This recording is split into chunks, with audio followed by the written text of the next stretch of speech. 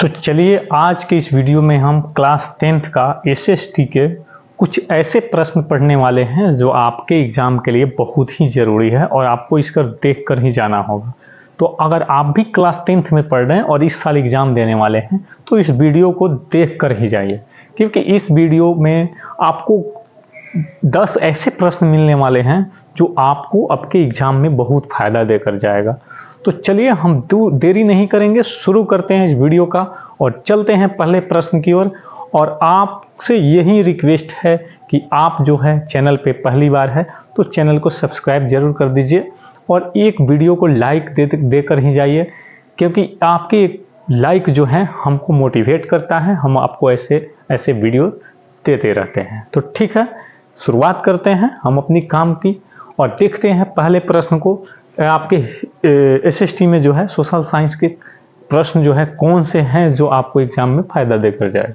तो पहला सवाल आपको दिख रहा है कि इटली के एकीकरण में मेजनी का योगदान बताना है। ठीक है, तो इटली जो है पहले अलग अलग हिस्सों में बटा हुआ था, लेकिन इसको एक किया कौन? मेजनी। इसने क्या योगदान किया इटली के लिए? तो सबसे पहले हम शुरुआत करते हैं यहाँ से आंसर की। तो देखिए, मेजनी जो है इटली के एकीकरण के लिए काम करने वाले पहले नेता थे।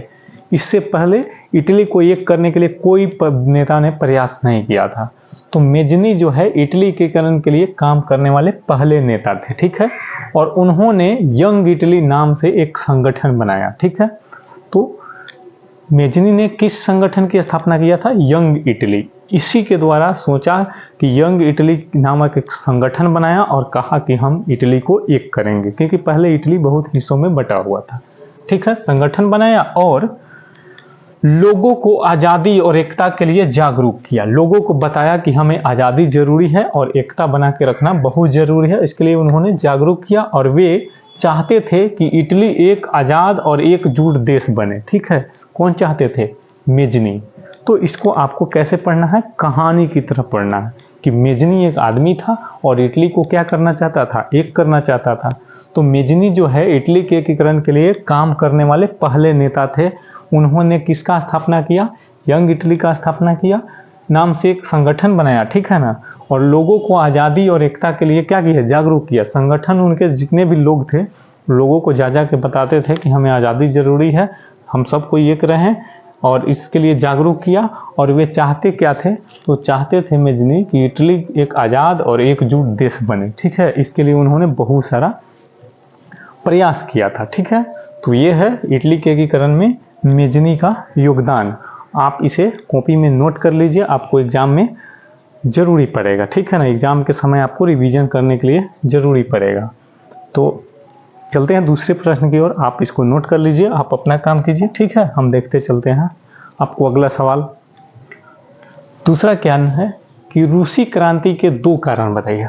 तो रूस में एक क्रांति हुई थी, उसका 2 कारण कौन कौन से हैं उसको हम जानेंगे। तो देखिए, रूसी क्रांति के 2 कारण कौन कौन से? तो जार का अत्याचारी शासन, यानी कि रूस में राजा को जो है, रूस के राजा को क्या कहा जाता है? जार। तो रूसी क्रांति के 2 कारण क्या थे? जार का अत्याचारी शासन, जिसमें लोगों को कोई आज़ादी नहीं थी। ठीक है, तो रूस के जो जार थे, नेता थे, वो क्या करते थे? अत्याचार करते थे लोगों पर। लोगों को कोई आज़ादी नहीं थी, रूस में गुलाम की तरह जीना पड़ता था, इसलिए रूसी क्रांति हुआ था। ठीक है, और दूसरा कारण क्या था कि किसानों और मजदूरों की ज़िंदगी बहुत कठिन थी। वहाँ रूस में जो है ना, किसानों और मजदूरों की ज़िंदगी जो है वो बहुत कठिन थी। ठीक है, और उन्हें कम मजदूरी मिलती थी और ज़मीन भी नहीं थी। ठीक है ना, तो ये सब कमियां थी जिसके कारण रूस में क्रांति फैल गई। रूस के लोगों ने क्रांति फैला दिया और जार जो है उनको अत्याचार करते थे, इसलिए रूस के राजा उन पर अत्याचार करते थे, इसलिए। तो रूसी क्रांति के ये 2 कारण हैं, इम्पोर्टेंट है, आप नोट कर लीजिए कॉपी में आगे के लिए और आगे याद कीजिएगा। ठीक है, हम चलते हैं अगले प्रश्न। ठीक है, चलिए तीसरा सवाल क्या है? देखिए, तीसरा सवाल बताने से पहले आपको बता दें कि आपको ऐसे वीडियो इस चैनल पे हमेशा मिलते रहेंगे। तो इस चैनल को सब्सक्राइब करके रखें और अपने दोस्तों में भी शेयर करें, ताकि जो है ये चैनल जो है एक बड़ा फैमिली बन सके और आपको ज़्यादा से ज़्यादा सुविधा दे सके फ्री ऑफ कॉस्ट। इसमें कोई पैसा नहीं लग रहा है आपका, कोई हमारा ऐप्स पे फ्राई नहीं हो रहा कि आपसे हम बैच खरीदने के लिए बोले, तो आपको फ्री ऑफ कॉस्ट मिल रहा है। आप भी फ़ायदा उठाइए, अपने दोस्तों को भी फ़ायदा दिलाइए। आपको इससे बेहतर कहीं नहीं मिलेगा। आप देख लीजिएगा मिलाकर, हमारा जो है क्वेश्चन आंसर बिल्कुल आपको आसान भाषा में और मेन क्वेश्चन आपको यहाँ दिया जाता है। ठीक है, देखिए तीसरा सवाल, हिंद चीन उपनिवेश स्थापना का उद्देश्य क्या था? तो हिंद चीन में जो है उपनिवेश की स्थापना की गई, यानी कि एक दूसरे से व्यापार कर सके। इसका क्या उद्देश्य था?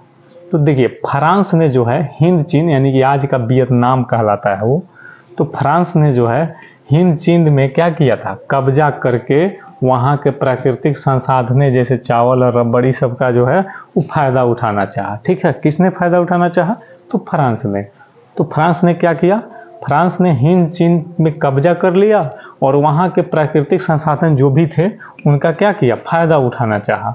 उनका मकसद व्यापार बढ़ाना था। ठीक है, और अपनी ताकत दिखाना था। किनको? फ्रांस को। ठीक है, तो ये जो है ये उपनिवेशवाद कहलाता है, बिजनेस करना। तो ये हिंद चीन उपनिवेशवाद का जो है वो स्थापना का उद्देश्य यही था कि उसको बड़ा बनाए और उसको उससे ज़्यादा फायदा उठा सके। किसने वियतनाम पर कब्जा किया हुआ था? फ्रांस ने। और उसी ने चाहा कि प्राकृतिक संसाधन जितने भी यहाँ है उसका फायदा उठाएं हम और ज़्यादा से ज़्यादा व्यापार बढ़ाएं और उससे हम क्या कर पाएँ, ताकत को बढ़ा पाएँ, उसका फायदा उठाकर। ठीक है, तो आप इसको नोट कर लीजिए। चलते हैं अगले क्वेश्चन पे। हम ज़्यादा समय नहीं लेते हैं, आपका कम समय है, एग्जाम में कम ही समय बचे हुए हैं, तो ऐसे ऐसे क्वेश्चन पढ़ के जाइए जो आपको एग्जाम में फायदा करे और टाइम व्यर्थ मत जाने दीजिए। ठीक है, चलिए अगला सवाल देखते हैं। अगला सवाल है कि असहयोग आंदोलन प्रथम जन आंदोलन था, कैसे? तो आपको पता होना चाहिए कि यह असहयोग आंदोलन महात्मा गांधी ने 1920 में शुरू किए थे। ठीक है, कब किए थे? 1920 में। ठीक है, तो असहयोग आंदोलन जो है प्रथम जन आंदोलन था, यानी कि लोगों ने इसमें भाग लिया था। और ये कैसे जन आंदोलन कहलाता है? तो देखिए क्यों, क्योंकि देखिए क्योंकि इसमें हर वर्ग के लोग जुड़े थे। ठीक है ना, असहयोग आंदोलन में जो है वो हर वर्ग के लोग जो है इसमें जुड़े थे। ठीक है, चाहे वो व्यापारी हो, किसान हो, नेता हो, सब तरह के लोग जुड़े हुए थे। किसान, मजदूर, छात्र, महिला, व्यापारी, सबने मिलकर अंग्रेजों का साथ छोड़ दिया। ठीक है ना, सभी ने सपोर्ट किया किस आंदोलन का? असहयोग आंदोलन का। और किसने चलाया था?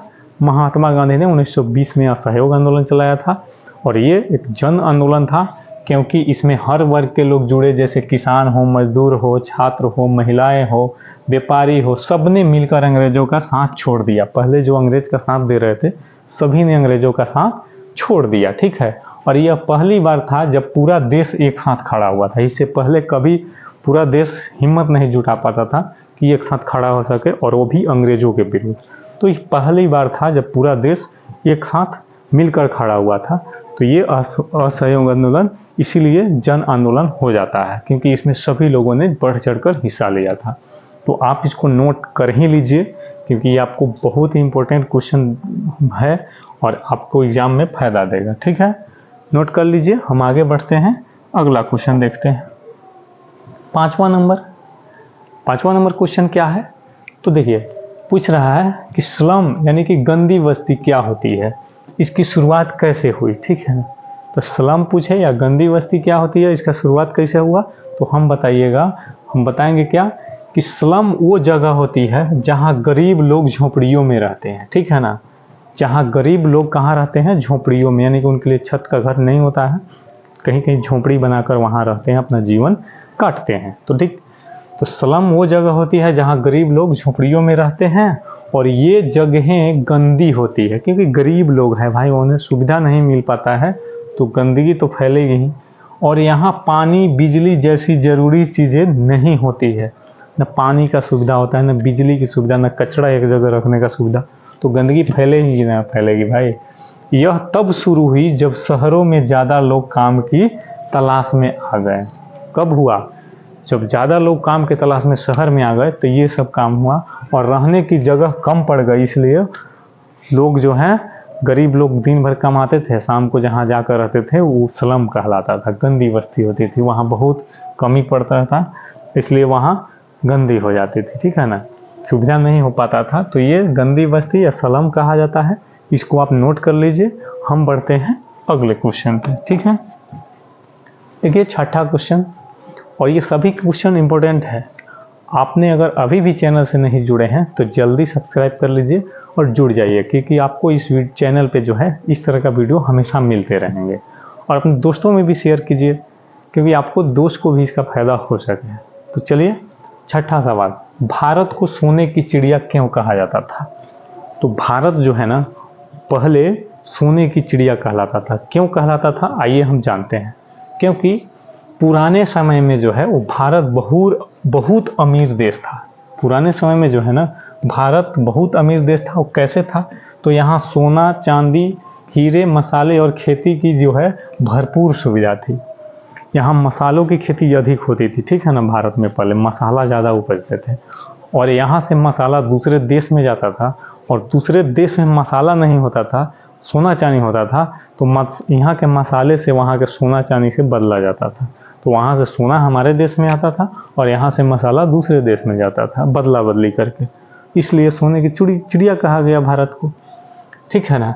इसलिए जो है विदेशी लोग बार बार लूटने आते भी थे, ठीक है ना। यहाँ सोना चांदी भी ज़्यादा होता था और विदेशी लोग क्या करते थे, आते थे लूटने की, सोना चांदी ज़्यादा है इसको लूट लेते हैं।